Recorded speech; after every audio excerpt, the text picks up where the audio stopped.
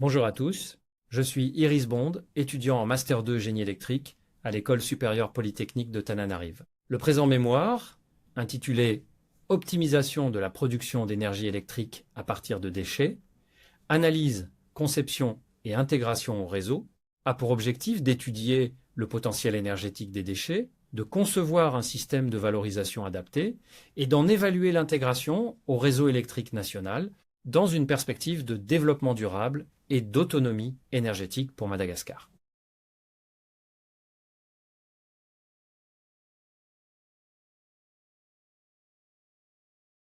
Vous vous demandez peut-être pourquoi j'ai choisi la valorisation énergétique des déchets comme thème de ce mémoire. Eh bien, ce choix est né d'une réflexion simple sur la situation du secteur électrique à Madagascar. Le pays fait face à des coupures de courant de plus en plus fréquentes, révélant un important déficit de production d'électricité. Pourtant, produire davantage d'électricité ne suffit pas, il faut le faire de manière durable, réaliste et économiquement viable. C'est dans ce contexte que je me suis intéressé à une ressource abondante, mais peu exploitée, en particulier à Antananarivo, les déchets. Aujourd'hui perçu comme un problème environnemental, il représente aussi une réelle opportunité de production d'énergie. L'idée est donc simple, transformer deux problèmes, le manque d'électricité et la gestion des déchets, en une seule solution. Ainsi, la problématique centrale de ce mémoire est la suivante. Comment optimiser la production d'électricité à partir des déchets et assurer son intégration efficace au réseau national, tout en tenant compte des contraintes techniques, économiques et environnementales? C'est pour répondre à cette question que ce travail a été réalisé.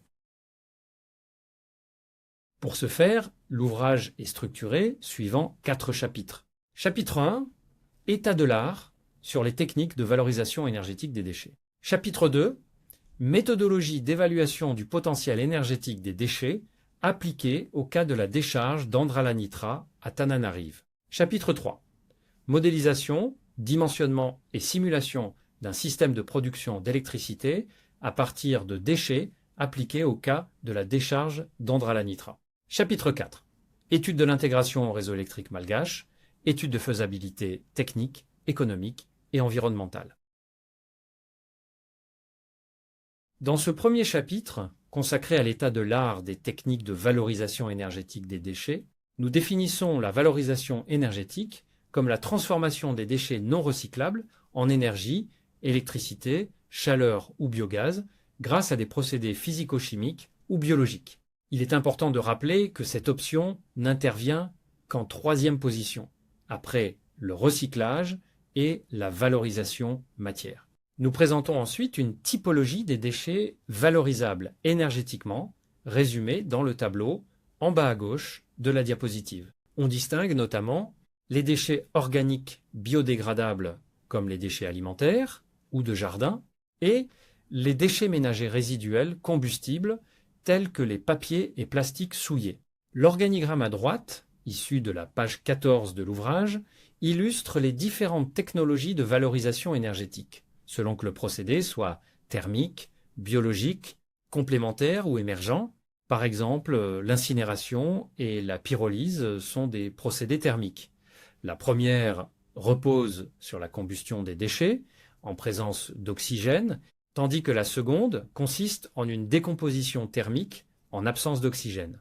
À l'inverse, la méthanisation est un procédé biologique basé sur la dégradation anaérobie de la matière organique pour produire du biogaz. Enfin, la gazéification par torche plasma représente un procédé thermique émergent utilisant une technologie électrochimique avancée. Passons maintenant en revue quelques installations phares au niveau international et des projets prometteurs au niveau national. Au niveau international, on a à Magerbäck, à Copenhague, un incinérateur de déchets à haut rendement en cogénération, transformant les déchets ménagers non recyclables en électricité et en chaleur pour le réseau urbain. Il utilise des technologies modernes pour récupérer l'énergie et traiter les fumées, limitant ainsi les émissions tout en améliorant son efficacité. Ce qui en fait une référence internationale en valorisation énergétique des déchets, illustrant une intégration réussie d'une infrastructure industrielle performante dans un contexte urbain dense. On a aussi les installations de Yoshii et Utashinai, au Japon, qui utilisent la gazéification plasma, une technologie avancée permettant de transformer les déchets en syngaz avec une réduction importante des résidus polluants. Au niveau national, on a le projet Apis Solutions à Andhra-la-Nitra. Dans le chapitre 2, méthodologie d'évaluation du potentiel énergétique des déchets, il y a 4 étapes. Étape 1, identification et quantification des gisements de déchets. Dans cette partie, on recense les types de déchets disponibles et on estime les quantités produites selon les sources ménages, industrie, agriculture. Dans l'étape 2, caractérisation physico-chimique des déchets. On analyse la composition des déchets, humidité, pouvoir calorifique, teneur en matière organique, etc., afin d'évaluer leur aptitude à la valorisation énergétique. Dans l'étape 3, choix des technologies adaptées, on sélectionne les procédés de valorisation les plus appropriés. Après application de ces méthodes sur la décharge d'Andhra-la-Nitra, le tableau suivant montre les gisements de déchets par type, leur part massique, %, et leurs caractéristiques physico-chimiques, humidité, pouvoir calorifique supérieur et inférieur, en saison sèche et en saison des pluies. Par exemple, 46, 3% des déchets sont fermentescibles, avec une humidité de 65% en saison sèche et 72% en saison des pluies. Le pouvoir calorifique inférieur est de 3, 55 mj/kg en saison sèche et de 81 mj/kg en saison des pluies. Le tableau comprend 12 autres fractions, que nous ne détaillerons pas toutes ici.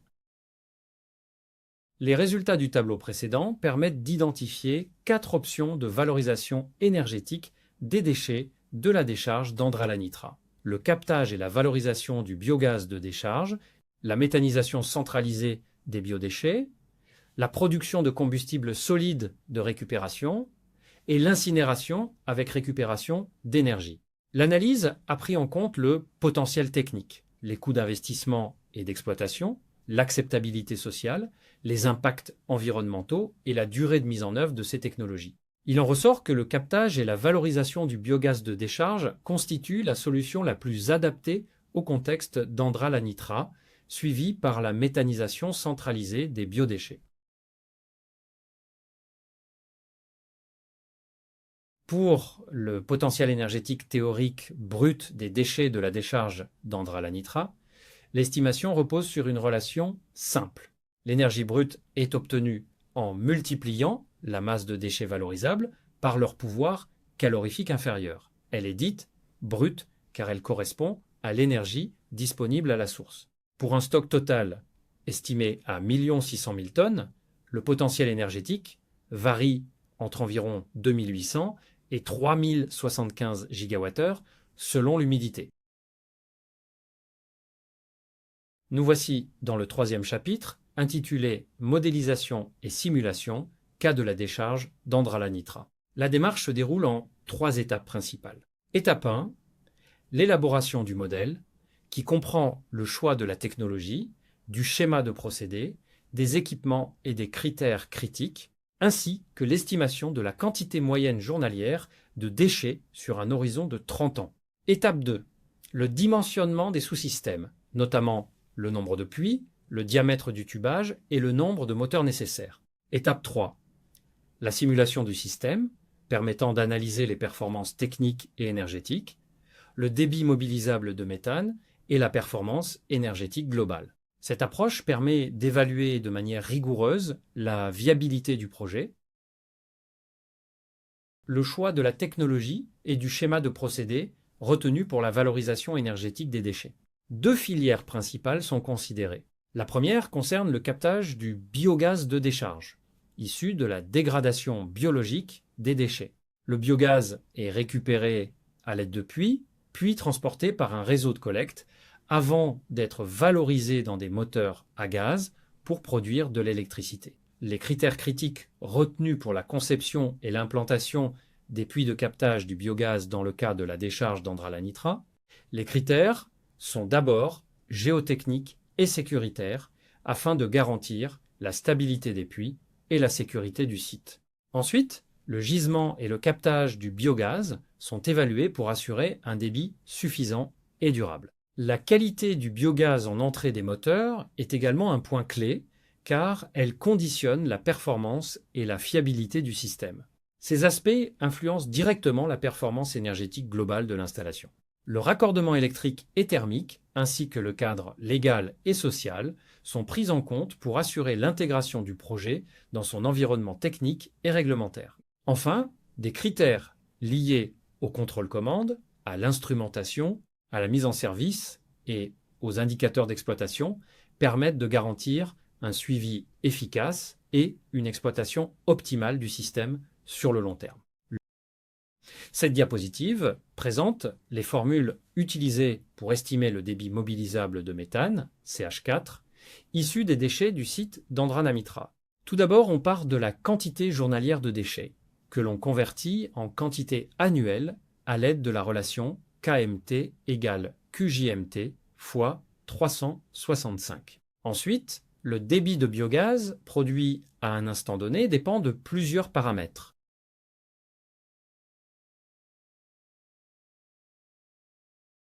Cette diapositive présente les résultats de la modélisation de la production de méthane à la décharge d'Andranamitra sur une période de 20 ans, de 2030 à 2050, en collationnant toutes les hypothèses, données, estimations et formules faits sur la décharge d'Andranamitra dans un classeur Excel.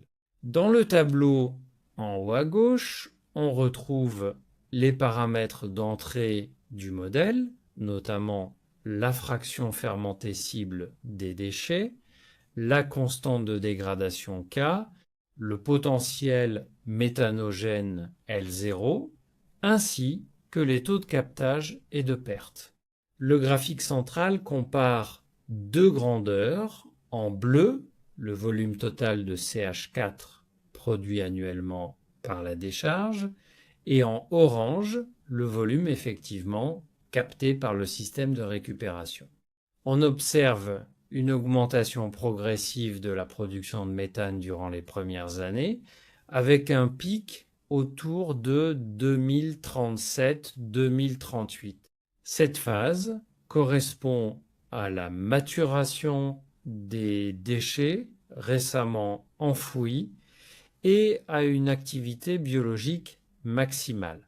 Par la suite, la production décroît progressivement, ce qui s'explique par l'épuisement de la matière organique biodégradable et la diminution de l'activité microbienne. La différence entre les barres bleues et oranges représente les pertes de méthane non captées, ce qui met en évidence l'importance du rendement du système de captage pour limiter les émissions et maximiser la valorisation énergétique.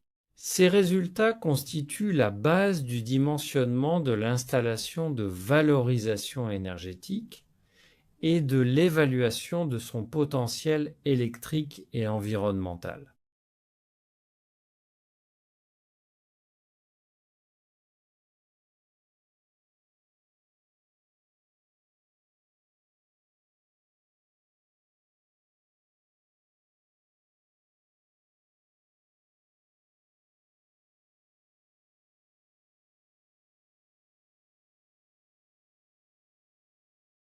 Cette diapositive présente l'analyse de la performance énergétique du système de valorisation du biogaz issu de la décharge d'Andranamitra.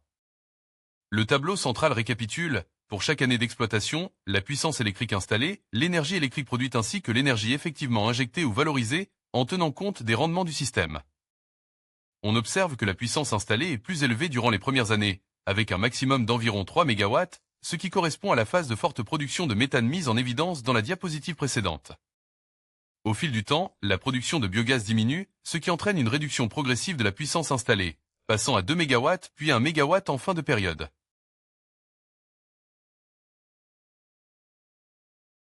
Nous voilà dans le quatrième et dernier chapitre, Étude de l'intégration au réseau électrique malgache et étude de faisabilité technique, économique et environnementale.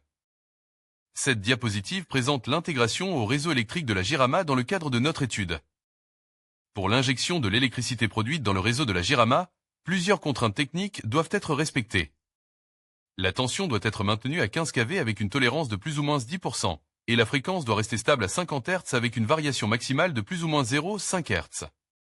Ces paramètres sont contrôlés à l'aide de transformateurs avec régulation et de régulateurs de vitesse du moteur.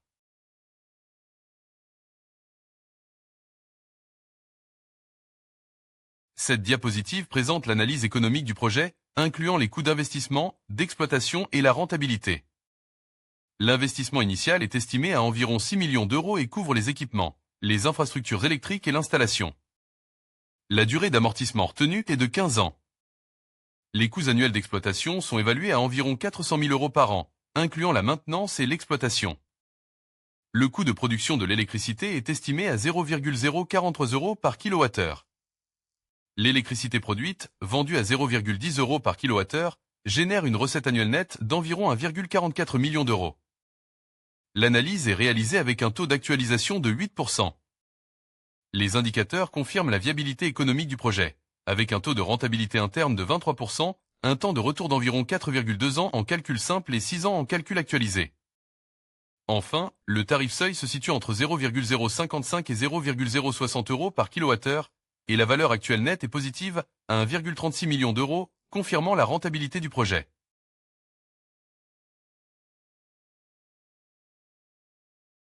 Pour conclure, cette étude montre que la production d'électricité à partir des déchets est techniquement faisable et économiquement viable, comme démontré dans le cas du site d'Andranilatra. La solution la plus adaptée est la valorisation énergétique du biogaz, compte tenu de la forte proportion de déchets organiques. Cette option permet de produire une énergie locale, stable et compatible avec le réseau électrique. Les résultats clés confirment la rentabilité du projet, avec un taux de rentabilité interne de 23% et un temps de retour sur investissement inférieur à 6 ans. Ma présentation arrive à présent à son terme. Merci d'avoir écouté jusqu'au bout.